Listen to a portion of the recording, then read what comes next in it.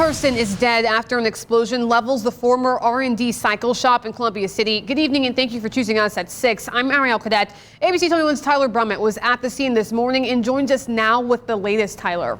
Yeah, Ariel, it was really an emotional scene. Indiana State Police tell us tonight that they believe that the building went up in flames because of a gas leak. Witnesses describing the scene as a war zone, and they tell me the community was shaken to its core.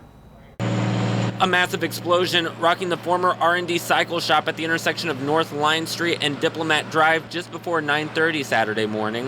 Crews with the Columbia City Fire Department putting out hot spots. The building completely destroyed, now the task of cleaning up the damage. While out here on scene, we spoke with several witnesses. Some were across the street, others over here in this Dollar General, but they all told us that they heard the same thing. They heard the explosion, then they looked up and saw a fireball erupting in the sky. I heard the explosion go off, and then I walked out and I just saw the building, just flames shooting everywhere. Next thing we knew, loud explosion, walls kind of caving in around us, and God opened up a tunnel for us to crawl out. Dave Steeman was in the building when it exploded. He was working with his team at Cornerstone Realty, painting a building that was set to open in a week as a pet store. Steeman's van was parked outside and destroyed by the blast. He says everyone he was directly working with made it out okay, but says this is emotionally tough. Our hearts are sick about that right now. It's one of those things where God gives us strength to get through challenges and calamity, and this is one of those times. People nearby like Robert Barnett capturing cell phone video showing flames raging. Barnett says his girlfriend works at the Dollar General across the street. She just felt an explosion and she was stocking some stuff, and thankfully she was not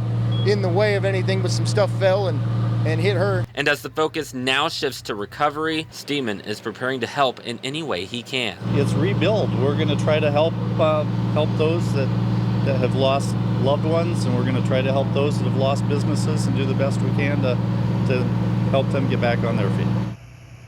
Now, I did reach out to Columbia City Mayor Ryan Daniel for an on-camera interview, but he did decline. Now, while out on scene today, we saw family members of the victim who were, as you would expect, really shaken up by the whole ordeal. State police say identification of the person will come from the Whitley County Coroner's Office. When we know more, we will, of course, let you know. Ariel.